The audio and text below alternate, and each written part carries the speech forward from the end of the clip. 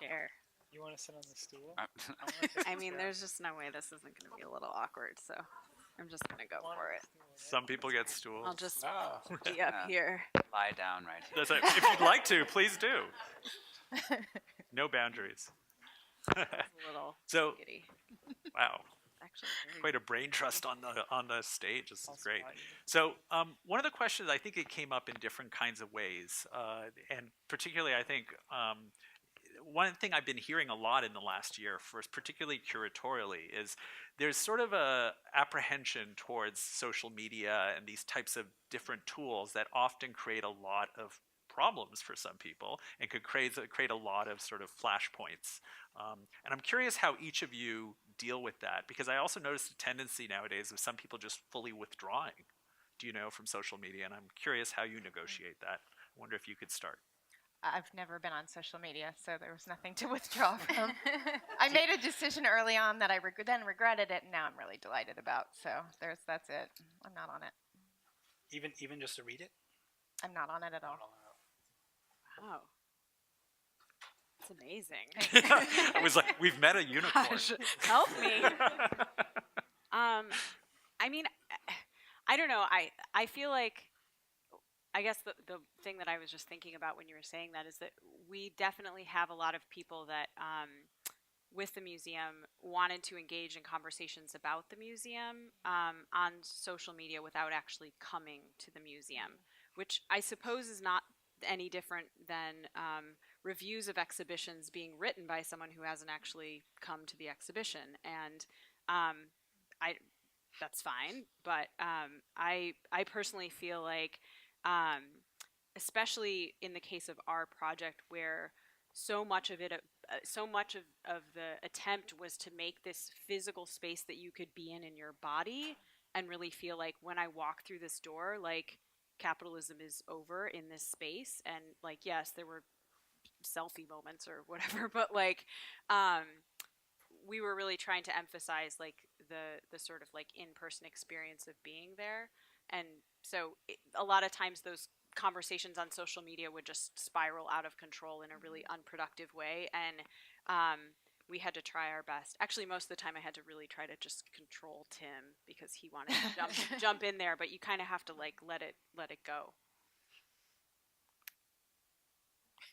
Do you have nothing to add? Yeah. Like, yes. Okay. Aram? I don't really think about, I haven't really thought about that in relationship to my work, or, I mean, you're all welcome to follow me on Instagram, but you don't look for work. I mean, I noticed that some curators do. You sort of use it as a way to see what artists are up to. Is there any is that integrated into your process at all? No. Oh. You don't use it at all for that? No. We're like, if you're not putting good cat pictures on your Instagram, you're not showing your work in our exhibition. So,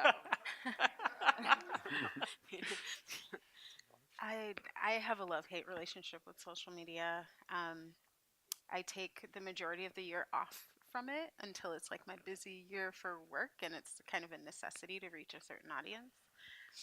But as far as keeping up with artists, definitely use it to kind of keep up with what they're doing.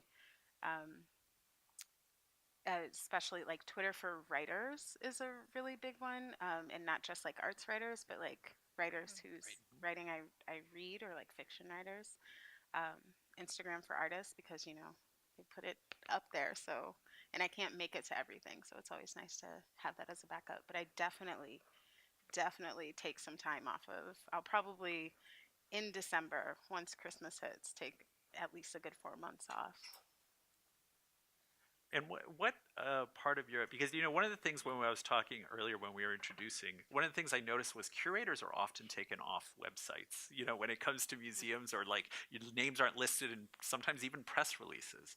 And I'm kind of curious how you assert your sort of role as a curator sometime, or what you've done to sort of ensure that sort of that voice becomes part of the bigger conversation. Does anybody want to start?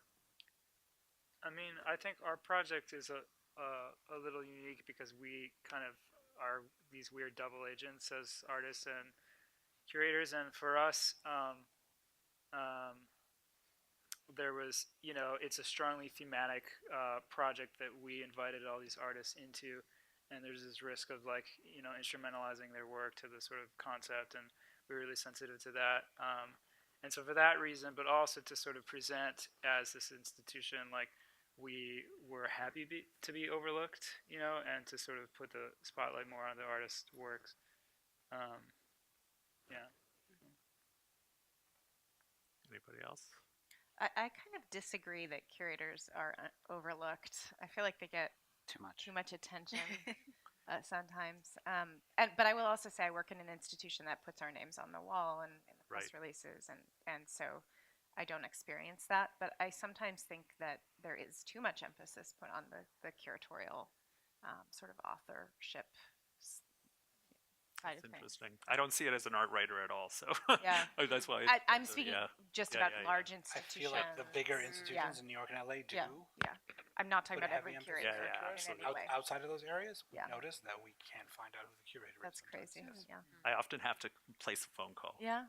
So it's sort of interesting. It's nice Do you you're have on any our thoughts? side. Do you have any thoughts? I would agree with Johanna. I mean, I feel like the tendency should be more to recede rather than to kind of put oneself forward. And maybe that's also reflected in my apprehension around the question on social media as it relates to kind of curatorial work as well. I feel like the kind of atmosphere of self-promotion runs rampant in the field, both from curators and artists. Yeah. And it's something that, I try to navigate in my work in a way. Are there any audience questions, or anybody wanted to answer something or have something answered? It's a little hard to see in the audience. Anybody? Yes. I'll repeat the question for everyone. So, okay, great. I also have one question here. Yep. Could you explain the derivative of your company's name? How it came about? I'm fascinated by it. And I thought you should present that in the opening. Okay. Well, the name comes from a bit of an inside joke because I have a lot of allergies, and I actually, believe it or not, wanted to start an allergy blog. And though the name came before any of that, believe it or not. So that's where it comes from. And then I thought having an allergy blog was the stupidest idea I'd ever had because I didn't want to hang out with people with allergies all the time. And I thought the liability at events would be hell. So it was like, so when we decided to start a publication. I already had this name floating around that I really liked, because that happened about a year or two afterwards. So we decided to use it, and it's not an English word, so obviously with the internet, it's very useful. When you type something in, we're the only thing that shows up. And it's about having strong reactions to things. And I also like that people mispronounce it, kind of like our names. So How do they pronounce it? Yeah. hypoallergenic, hypoallergic. I mean, because I think people think it sounds something they know, but it's not really a word. So, but thank you for asking. Is there a question over Yeah, so I have a question on here. I guess each of you could answer this question, or about the difference between writing and curating, and which you enjoy more. And if you had to choose one, which would it be? And finally, would you be able to critique your own exhibition if you had to? Or write about your own, I mean, I'm sure you'll write about your own shows, but would you be able to critique it? In writing? Yeah, I mean, so do you enjoy writing or curating more than one or the other? They're both equally challenging exercises for me personally.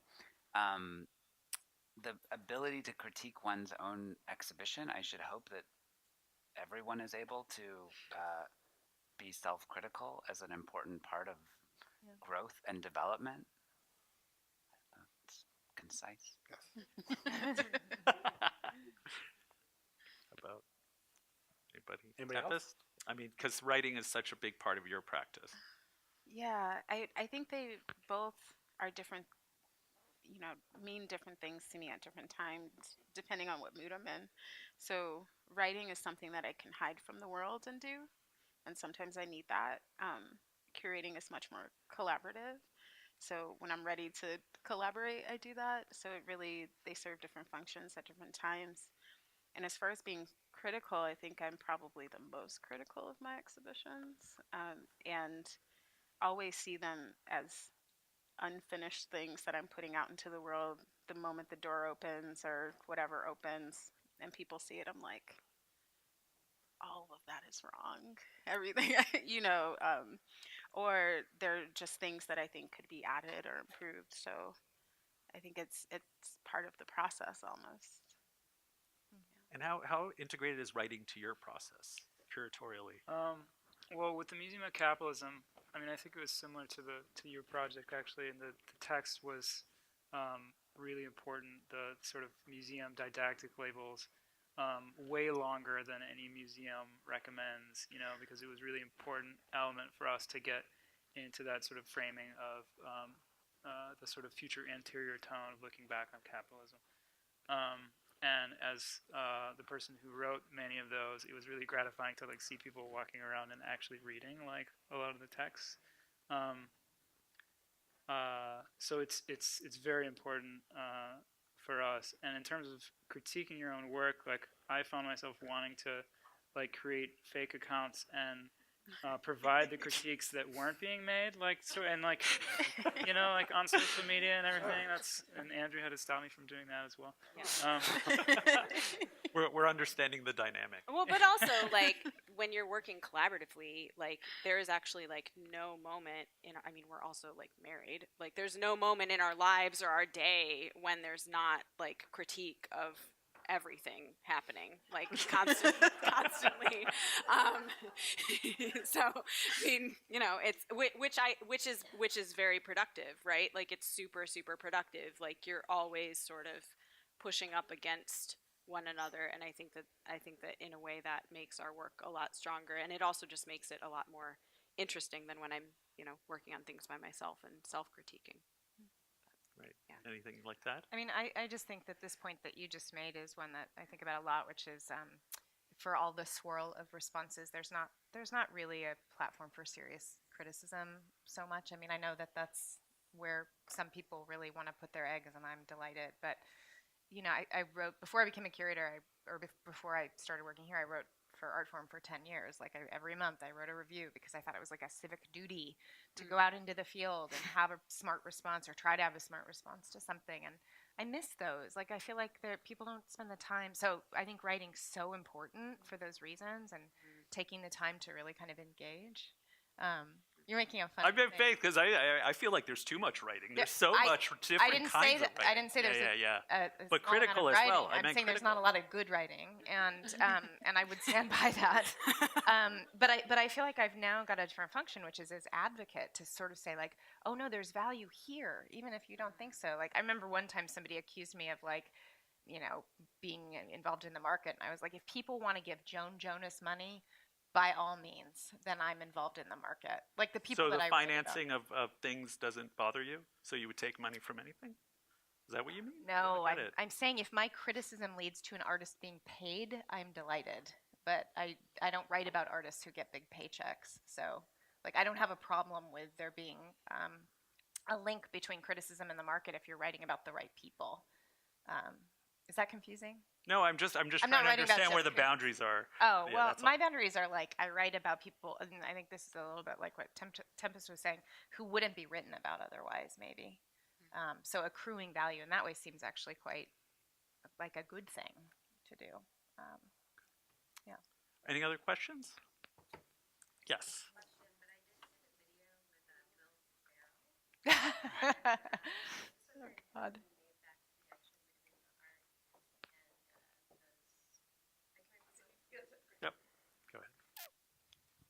We were talking about the impact of what you put out to your audience, and I was just saying that I had enjoyed the video that was shared about the exhibition that you did, where you brought in comedians that I was familiar with, and I was just wondering how you created that bridge. It was a collective decision within the museum, and I think it was seen as an attempt to make something that appeared to be challenging or difficult more accessible. And I think that was maybe the impetus behind it. I think what it ends up being is maybe something somewhat different, depending on what your reading of it was. And it's kind of one of those interesting moments of, spending too much time with comments or trolls or, Yes. where you actually get the kind of maybe real-time response to things in a way that you're maybe unprepared for. So it has a kind of different kind of residue in a way that's also, a part of it all. Yes, I don't know if that's a... Any other questions? I have another question from the audience. Regarding Andrea and Timothy's instructions not to disqualify yourself, this person wanted to hear from everyone about a time that you've maneuvered your way into getting the needed support. Ooh. And how that phrase, don't disqualify yourself, might Okay. pertain Do you, to that. I mean, everyone, or do you want us to start? Well, why don't you start? Yeah. Well, I mean, I guess maybe the thing that popped into my head was the way that we actually got the space that we did the Museum of Capitalism in, which was a very large 14,000 square foot commercial space that had sat vacant since it was built in 2008. And so it was a complicated partnership, but it was us working with the neighborhood improvement district as our fiscal sponsor. They also were kind of the entity that did a lot of the property assessments and was aware of property that was available in Oakland. There was a lot of vacant commercial space in the neighborhood that we were trying to get into, but much of it was like very, very, very overpriced, even though it had just been sitting empty for a really long time. Like it was this like Jack London marketplace. It had this kind of vinyl wrap around the outside with pictures of vegetables and smiling families, and everyone thought that there was actually a market inside, but like it had never been anything. It was just really good kind of staging. I mean, essentially, we just sort of were annoying and just didn't go away. We had lots of meetings with the property owners, and it had like changed hands. I gave a lot of really awkward PowerPoint presentations to them. Heather Skyped in. I think Heather and Michelle maybe both independently Skyped in with these like real estate people. And eventually I think they just realized that like we weren't going to go away, and that actually if they were like, no, you can't put the Museum of Capitalism in this 14,000 square foot vacant space that I've been sitting on for like 10 years, even though I have like a bunch of other vacant real estate in Oakland at this time, like when everything in the Bay Area is exploding, like that would be very awkward and like potentially like extremely embarrassing for them. Then I think they kind of were like, well, we like art, so like, okay, like that's fine. And then it actually got to the point where we loaded in like about 6 pallets of material to the loading dock before we had keys and a lease, which was maybe an unconventional strategy. But at a certain point, we were just like, we're going to build the Museum of Capitalism in this space. So like, and it worked out. It was fine. It's hilarious. I had a question. I mean, what was in it? I mean, what were the works? We could be here all day. You had to be there. Okay.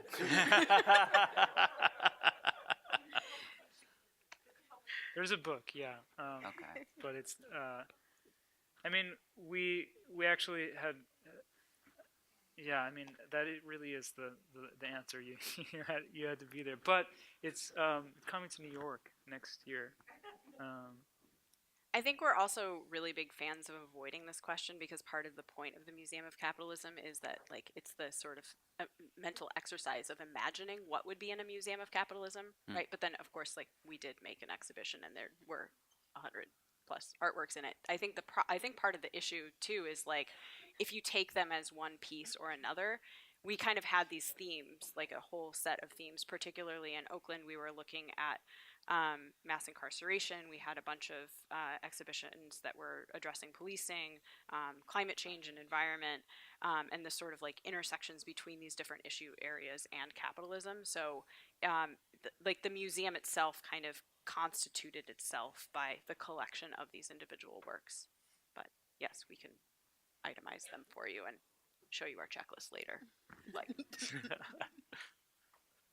I think, did everyone answer that question, or does anybody have anything else to add? I mean, I guess it depends. What popped into my head is what the person who wrote the question means by support. One of the things in a recent project that I did, since I work a lot in archives, and depending on the material that you find, some of the folks are still around and doing work and living. So there's a group called the Catalyst in Chicago that was a radical group of cultural workers and social workers that's since disbanded, but I started finding their posters and realized that some of the folks were still living. They had about 70 members, but maybe a dozen or so of them are still living. So I had to basically get their blessing to do a revisiting of their work. And so, because they're elders, it was not sending an email. A lot of it was picking up the phone and having very long conversations to get support and approval from each of them, inviting them to participate, having them be part of the shaping of it. So having their support was essential, because if any of them would have said no, then essentially I wouldn't have been able to do it. Any final thoughts? Well, thank you all so much.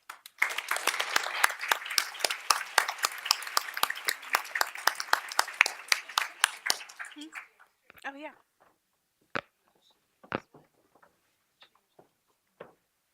Thank you. We're good.